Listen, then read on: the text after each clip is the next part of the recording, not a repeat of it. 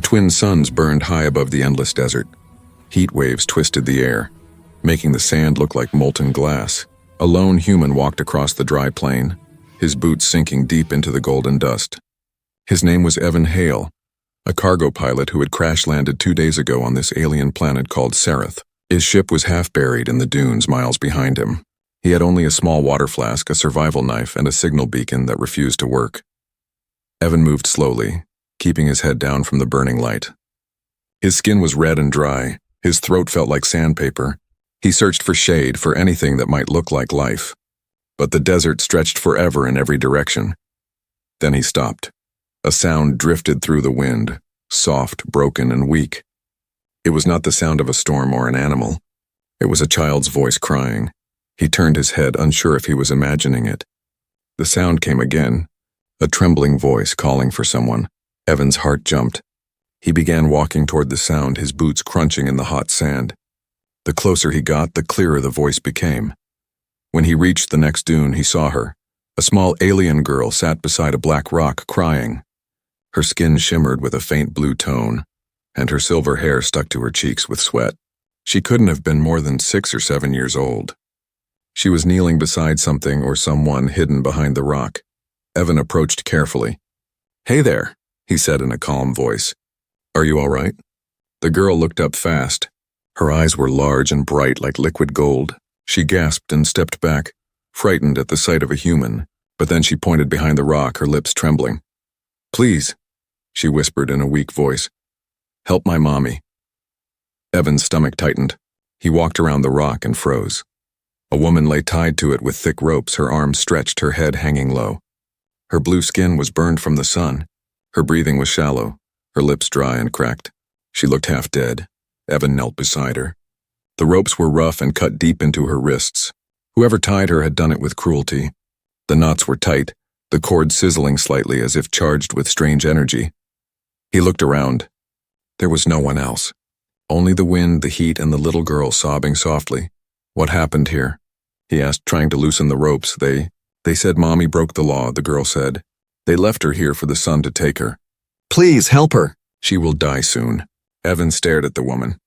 Her face was beautiful even in pain. Soft features, silver lashes, and faint marks on her skin that looked like glowing patterns. He knew the stories. Many tribes on remote planets still followed old punishments, leaving the guilty to the desert. But this felt wrong. The girl's tears were real. The woman's wounds were deep. He touched the rope and felt a shock, a burning sting through his hand.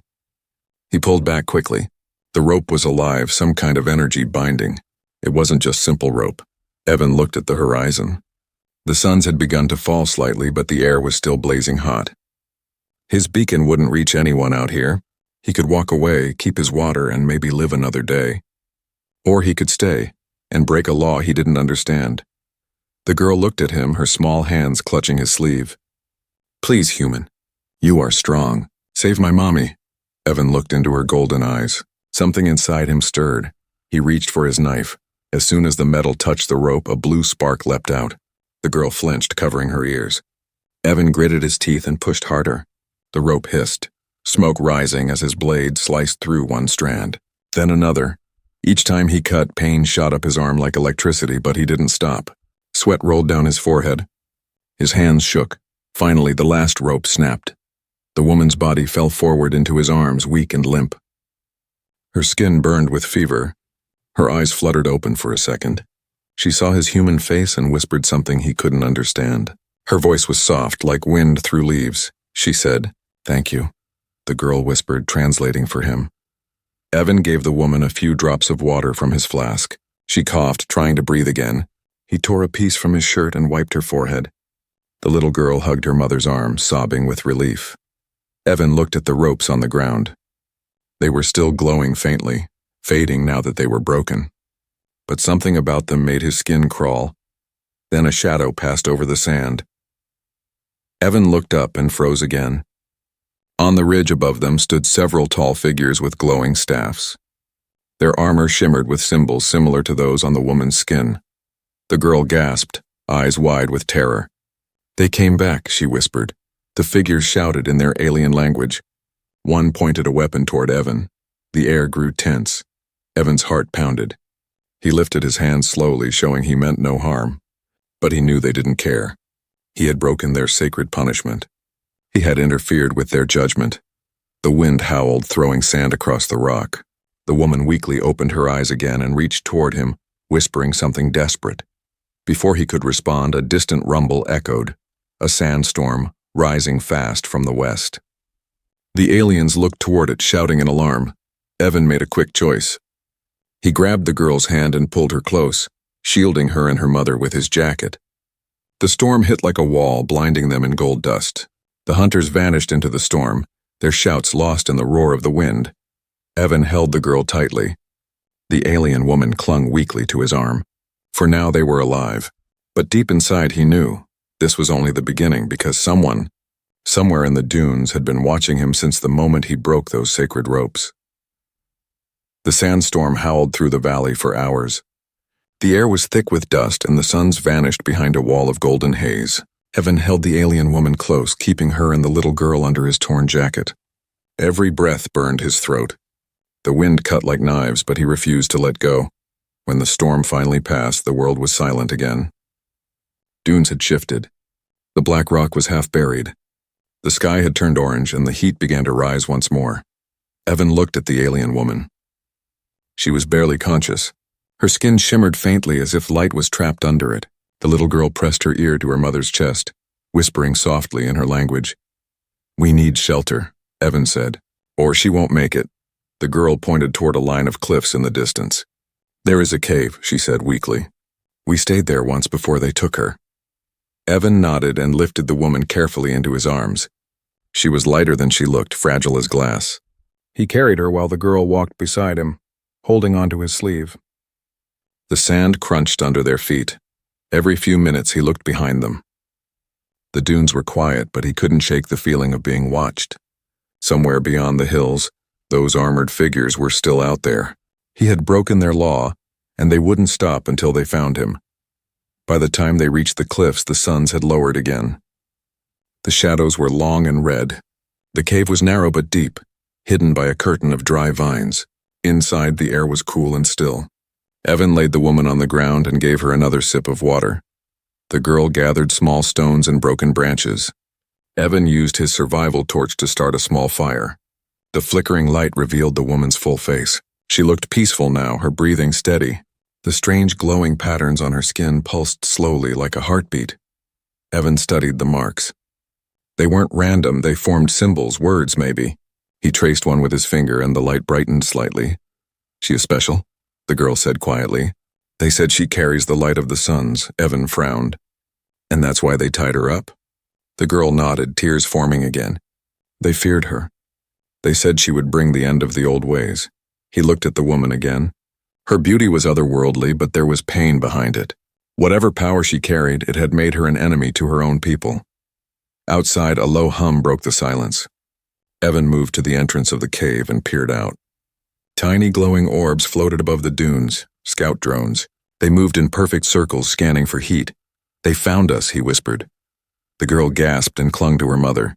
Evan quickly turned off the fire and covered it with sand. The cave went dark except for the faint blue glow from the woman's skin. The drones drifted closer, their beams sweeping the ground. Evan pulled the girl close and motioned for silence. They waited, breathless, as one of the lights stopped near the entrance. It hovered there for a long moment, scanning the air. Then, from far away, a horn sounded. The drones turned and shot back toward the horizon. Evan exhaled slowly. He waited a while before speaking. "They'll come back," he said. "We have to move before dawn." The girl looked at him with trust and fear mixed together. "Where will we go?" Evan looked toward the desert. "Somewhere they won't find us." He turned back to the woman. Her eyes were half open now, glowing faintly in the dark. She looked at him for the first time, her gaze soft but full of strength. "You should not have helped me," she whispered in a fragile voice. "Now they will hunt you too." Evan smiled faintly. "Too late for that." The woman closed her eyes again, whispering words he couldn't understand. The marks on her arms began to shift like moving light, and a thin line of warmth spread across the cave floor. Evan felt it, gentle, peaceful, alive. Outside, the wind carried faint voices. The hunters were close again. Their lights flickered at the edge of the desert. Evan tightened the strap on his knife and looked at the sleeping woman. "If they want her back," he murmured, "they'll have to go through me." The little girl's golden eyes shone in the dim glow. For the first time since he met her, she smiled, a small, hopeful smile. Far above the cliffs, the two suns began to rise again, their light falling on the sand where the sacred ropes lay broken. The law of the tribe had been broken. The rescue of one alien woman had just become the beginning of a war. The first light of dawn crept into the cave. The air was still cool and a soft golden hue touched the stone walls. Evan sat near the entrance, his knife ready, eyes fixed on the dunes outside. He had not slept. The little girl slept beside her mother, holding her hand tightly. The woman's breathing had grown stronger. The strange glowing lines on her skin had stopped fading. They pulsed softly in rhythm with her heartbeat. When Evan looked closer, he realized the markings were not random. They formed circles, patterns, almost like constellations. He poured a few drops of water into her mouth. She opened her eyes slowly. Her gaze was calm now, filled with quiet strength. "You saved my child," she whispered, her voice soft but clear. "And me," Evan nodded. "You were dying. I couldn't just walk away." The woman looked down at the glowing lines on her arms. "You broke sacred bonds. The punishment for that is death on this world." He shrugged lightly. "Not the first time I've broken a rule." The little girl woke up and hugged her mother tightly. "Mommy," she whispered with relief. "You're alive." The woman smiled faintly and touched her daughter's cheek. "Her name is Lyra," she said, turning to Evan. "And I am Sariah." Evan nodded. "Evan Hale," he replied. "Pilot, explorer, sometimes unlucky." Sariah looked at him for a long moment. "You should leave this place. The tribe will not forgive you. They already fear me, and now they will fear you too." "I'm not leaving you here," he said firmly. "They'll come again." Her golden eyes flickered with surprise at his tone. "Why would you risk your life for a stranger?" Evan didn't answer right away. He looked out at the horizon, where faint dust clouds were forming again. "Because I know what it's like to have no one come for you," he said quietly. Sariah lowered her gaze, touched by his words. She slowly tried to sit up. The light from her markings reflected on the cave walls, forming symbols in the air. Evan watched in silence as they changed shape, becoming images of suns, flames, and figures kneeling. "What is that?" he asked softly. "My curse," she said, "and my secret." Sariah lifted her hand. The air shimmered and a faint image appeared, a memory like a hologram made of light. It showed a large temple made of black stone and shining glass. Inside it, Sariah stood before the tribe elders, chained and surrounded by guards. "They accused me of betrayal," she said. "They said I gave light to the wrong people, that I spoke with the humans, that I shared our knowledge." Evan frowned. "You helped humans before?" She nodded slowly. "Yes, years ago, when your kind first landed on Sarath. I believed peace was possible. I healed a wounded soldier. For that, they called me a traitor." The vision shifted, showing the same elders binding her to the sacred rock. The sound of chanting filled the air. "They said my power was dangerous," she whispered. "They said if I was left under the suns, my light would fade and the world would be safe again."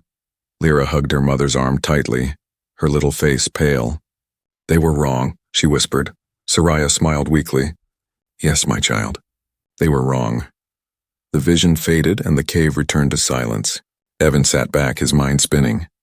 The woman he had saved was not just an outcast.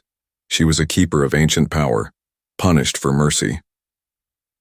Outside, the hum of engines echoed faintly. Evan moved to the cave's edge and looked through the vines.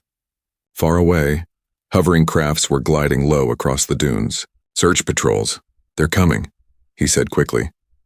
Sariah closed her eyes and placed her hand on the sand. The runes on her skin began to shine brighter. "I can hide our heat signature for a short time," she said. "But it will drain my strength." Evan hesitated. "Do it." "We need time." She nodded, and the glow spread through the ground like ripples on water. The air grew cold, and the sound of the search engines faded as the crafts passed above without seeing them. When it was over, Sariah fell back, breathing hard. The light on her skin dimmed again. Evan caught her before she hit the ground. "You can't keep doing this," he said quietly. "I must," she whispered. "They want what I carry, and if they find me, they'll use it to burn this world." Evan met her eyes. Then we don't let them find you. She looked at him with disbelief, then slowly smiled. For the first time, hope touched her tired face. As night fell again, Evan gathered his gear and checked his beacon one more time. A weak signal blinked. There might still be a way off this planet, but not yet. He looked at the sleeping child, then at Sariah resting beside her. The marks on her body glowed like starlight, and far beyond the dunes, the tribe's hunters found the ruins of the rock, its ropes cut, its glow gone. Their leader knelt beside it and whispered, "The cursed light walks again." The hunt for Sariah had begun. The night wind moved across the dunes, carrying the sound of engines. Evan could feel the faint tremor in the sand beneath his boots. The hunters were close again. He stood near the cave's mouth, watching the sky. Tiny lights moved across the horizon, slow and steady like hungry eyes. Sariah sat against the wall, weak but alert. Her daughter Lyra slept in her arms. The faint glow of Sariah's runes pulsed softly through the darkness. "They're coming faster," Evan said. "We have to move before they surround us." Sariah nodded weakly. "There is an old path through the desert canyons. My people used it before the wars. It leads to the mountains." Evan picked up his bag and checked his water supply. Only a few sips left. "Then that's where we go." He helped Sariah stand. She leaned on him, her steps unsteady but determined. Lyra held her mother's other hand as they left the cave and stepped into the cold night. The two suns were gone, leaving only starlight. The sand glowed faintly under the twin moons. They walked for hours in silence. Evan guided them through the dunes, keeping low, following the shadows. Every now and then, a distant flash of blue light crossed the sky. A search beam from the hunters. "Why do they want you so badly?" Evan asked as they moved. Sariah's voice was calm but tired. "Because of what I hold. My light is not mine alone. It comes from the ancient suns, the same energy that powers their weapons and their temples. I carry the last pure source." Evan looked at her in surprise. "And they fear that?" "They fear what they can't control," she said. "They want it for war." I refused. He understood then. She was not just a healer or a priestess. She was the key to power itself. As they reached a narrow valley, Sariah stumbled. Evan caught her before she fell. The glow on her skin flickered weakly. "You need rest," he said. She shook her head. "If we stop, they will find us." Suddenly, a beam of blue light swept across the valley behind them. A patrol craft had spotted something. A loud horn echoed through the desert, followed by the sound of approaching bikes. "Run!" Evan shouted. They sprinted through the sand, their feet sinking with every step. Lyra's small hand gripped Evan's tightly as he pulled her forward. Behind them, the hunters shouted, their engines roaring closer. Energy bolts hit the ground around them, exploding in flashes of light.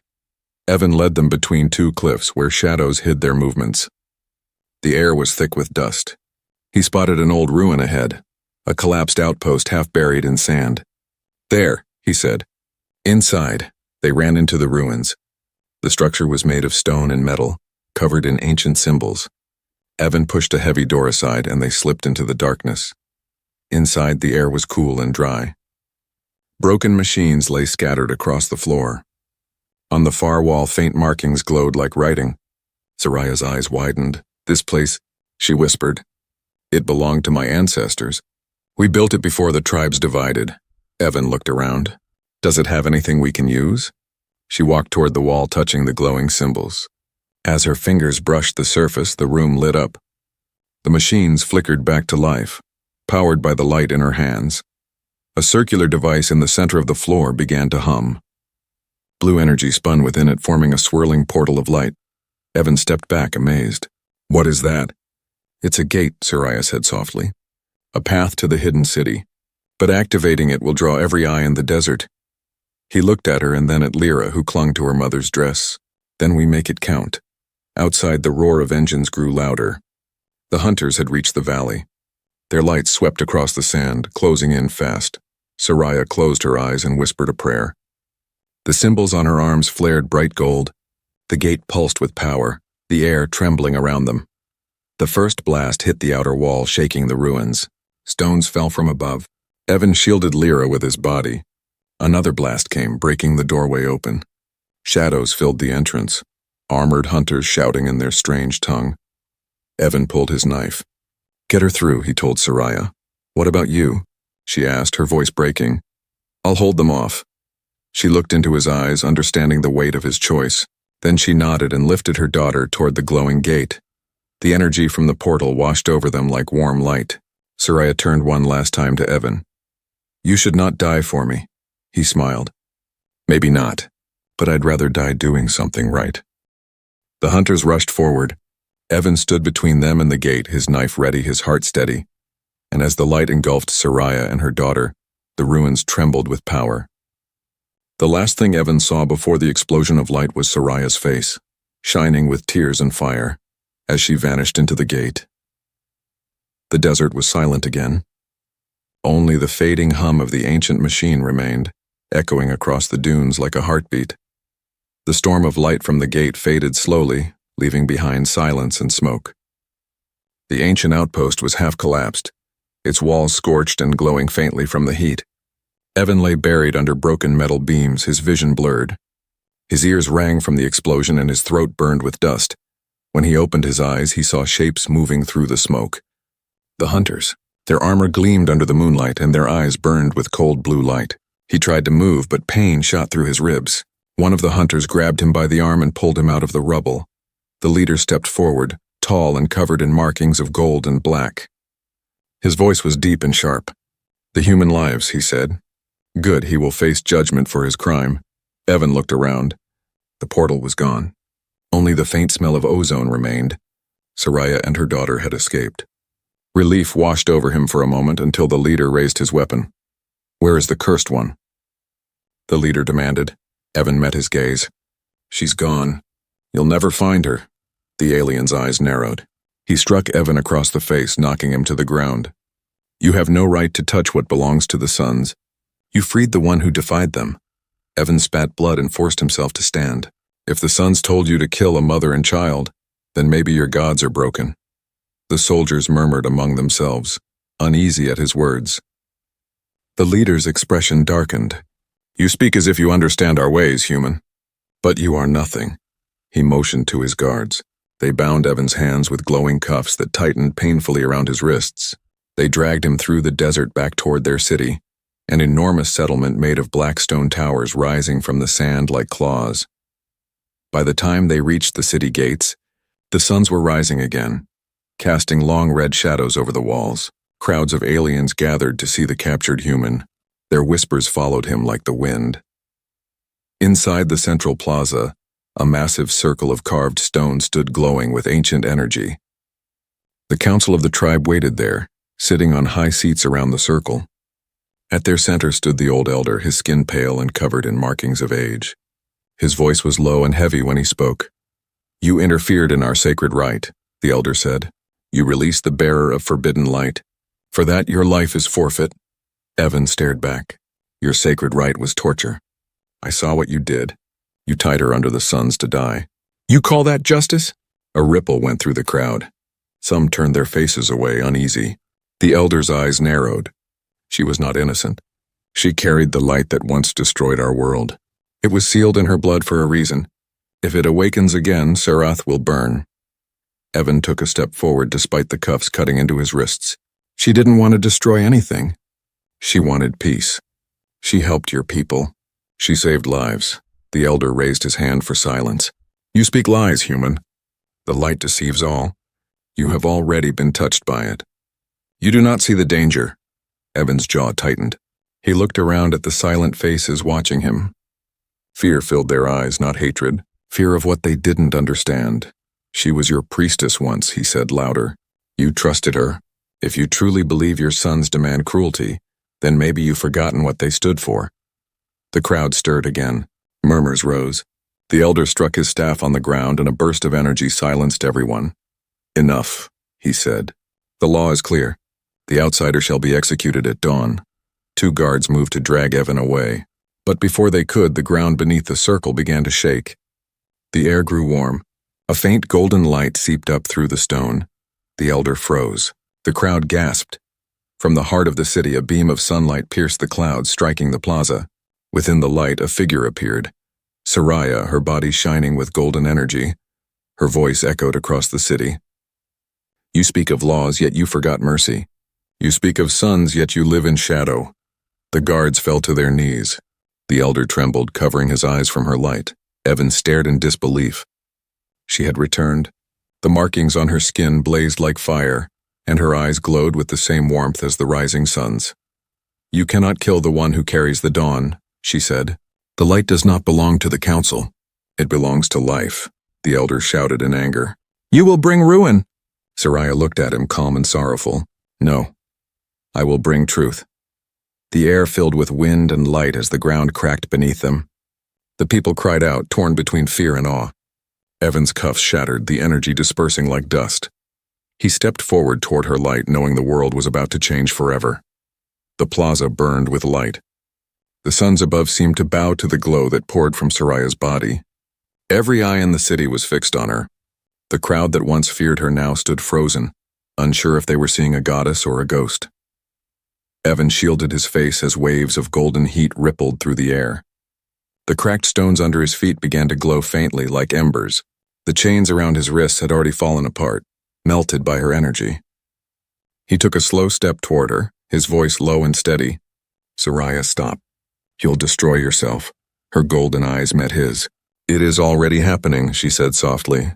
"The seal is breaking." The elder stumbled back, his staff shaking in his hand. "She awakens the curse. Stop her before she burns the city." But no one moved. The guards who once served him now dropped their weapons. Their faces reflected confusion and awe. The light didn't bring pain, it brought warmth.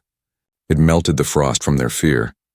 Sariah floated slightly above the ground, her hair moving in the unseen wind. The markings on her arms spread, reaching across her neck and face until her whole body shone like the heart of a sunrise. Her daughter, Lyra, stood near the edge of the plaza, watching with wide, tearful eyes. "Mommy," she whispered, voice trembling. "Please don't go," Sariah smiled gently. "My little star, you were never meant to see this. But you must be brave now." Evan moved closer, ignoring the burning heat that pressed against his skin. "You don't have to do this alone. There's another way," she shook her head. "The light must be freed. It is not mine to keep. If I let it stay, it will consume me and everything around me." The elder shouted again, his fear turning into rage. "You are no savior. You are the doom of Sarath." He raised his staff, channeling dark energy from the ground. The sky above them cracked with thunder. A beam of red light shot toward Sariah. Evan lunged forward. "No!" The blast struck her chest. For a moment, everything froze. The light dimmed and Sariah's body trembled. But then, instead of falling, she raised her hand and the red energy shattered like glass. The shock wave spread outward, knocking the elder to the ground. Sariah's voice rang across the plaza, steady and clear. "You chained the light to stone because you feared what it could reveal. But it was never meant to destroy, it was meant to heal." The air shifted. The golden glow spread wider, climbing the walls, running through the carvings of the ancient city. Everywhere it touched, the dark stone turned to shining crystal. The people fell to their knees, covering their faces, overwhelmed by the sight. Evan watched in awe. Her light wasn't fire, it was life. Flowers began to bloom through cracks in the stone. The heat turned into a soft warmth that filled the air like a living heartbeat. But Sariah's body began to fade. The glow was too strong, eating away at her form. She turned to Evan one last time, her voice quiet but filled with emotion. "When you cut my bonds, you didn't just save me. You freed this world from its darkness." Evan's throat tightened. "You can still stop, please," she smiled faintly. "The suns rise only when the night ends." She reached out her hand and touched his chest. A wave of warmth spread through him, and for a moment he saw flashes of her memories.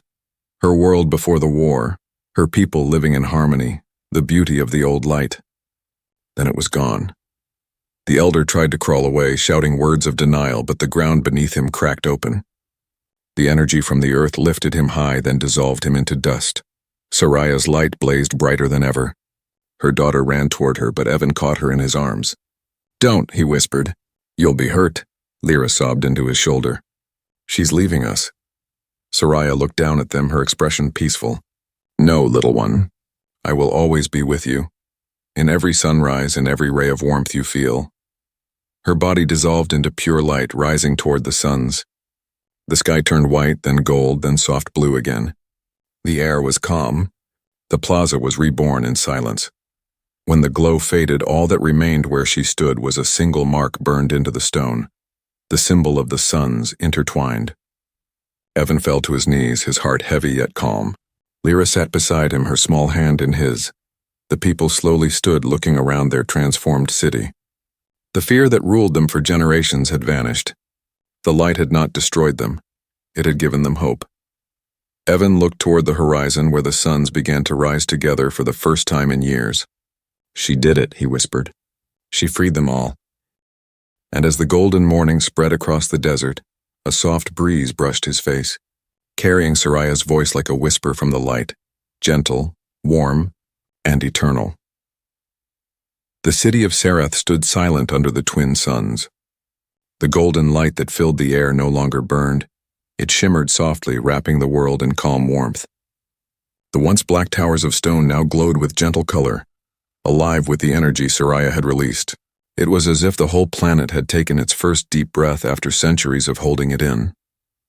Evan stood in the middle of the plaza, his clothes torn, his skin covered with dust and faint burns. Around him, the people of the tribe rose slowly from their knees, blinking at the light. For the first time in their lives, they looked at the suns without fear. Lyra stood beside him, her small hand holding his tightly. Her golden eyes shimmered like her mother's once did. She was silent, staring at the mark burned into the stone where Sariah had stood. The symbol glowed softly, a spiral of light endless and alive. "She's gone," Lyra whispered, her voice trembling. Evan knelt beside her, his eyes gentle. "No, she's part of the suns now. She's watching over you." Lyra's tears rolled down her cheeks. She promised to stay. He placed a hand on her shoulder. "And she did. Look around, Lyra. Everything you see, that's her gift." The wind blew softly through the plaza, carrying a faint warmth that felt almost like a touch. Lyra looked up, and for a brief moment, the sunlight formed a shape in the air. A woman's silhouette smiling down at them. Then it faded into golden dust. The people of Sariah began to gather around them. No one shouted. No one raised a weapon. The same guards who once hunted Sariah now bowed their heads. One of them stepped forward, his armor cracked, his eyes filled with guilt. "She spoke truth," he said quietly. "We were blind. The light was never our enemy." The crowd murmured in agreement. The fear that had ruled them for ages had melted into shame and wonder. Evan stood tall, his voice steady. "She gave everything so you could live free. Don't waste it by repeating the same hatred." The old council chamber lay in ruins nearby, its symbols shattered. The elder's seat was empty. The tribe now looked to the human for words, for guidance. But Evan only shook his head. "I'm not your leader. I'm just someone who couldn't walk away." Lyra looked up at him. "Then we go now?" He nodded slowly. "Yes, your mother wanted you to see the world she dreamed of. We'll make sure that dream lives on." They left the plaza and walked through the city streets. Everywhere they went, people knelt, not to worship but to thank. They touched the stone walls that now glowed with faint light. Children laughed as small flowers pushed through the cracks in the road. For the first time, the air was filled with life instead of fear. At the edge of the city, Evan found the remnants of his ship half buried in the sand. He had almost forgotten it existed. The crash site was quiet, surrounded by glassy dunes that reflected the suns like a mirror. With the help of a few villagers, he repaired what he could. The systems came alive with a low hum. Lyra climbed aboard and looked through the viewport, her face a mix of sadness and wonder. "Where will we go?" she asked softly. Evan checked the controls, smiling faintly. "Wherever the stars take us. Somewhere peaceful. Somewhere your mother's light can reach." As the engines warmed up, a beam of sunlight struck the ship's hull. The glow seemed to pulse like a heartbeat. Lyra placed her small hand against it. "She's with us," she whispered. Evan looked at her and nodded. "Always." The ship lifted slowly, rising above the desert. The people below watched as the human and the child vanished into the light, their shadows stretching long over the golden sands. From above, Sariah looked beautiful, no longer a wasteland but a world reborn. Rivers of light flowed across the dunes, connecting the ruins to the living cities. The suns shone brighter than they had in centuries, their rays spreading far into the stars. Lyra leaned closer to the window. "Do you think other humans will come here one day?" Evan smiled. "Maybe. And when they do, they'll find a world that was saved by one woman's courage and her daughter's hope." He set the course toward the nearest star system. As the ship soared higher, the golden planet faded behind them, its light still glowing like a promise. In the silence of space, Evan thought of Sariah's last words. The suns rise only when the night ends. He looked out at the endless horizon of stars. For the first time in a long while, he felt peace. The warmth of the sun seemed to follow them, a quiet reminder that compassion could burn brighter than any fire. Far below, the people of Sarath built a monument at the center of the plaza. They called it the Shrine of the Dawnbearer, in memory of the woman who had freed their world. Every morning when the suns rose, the symbol of light on the stone would glow again, as if Sariah herself was greeting them, and across the stars, a human ship carried her daughter into a new dawn, guided not by maps or machines, but by the memory of the woman who turned chains into light and fear into hope. The story of the human who freed the sun had just begun to spread across the galaxy.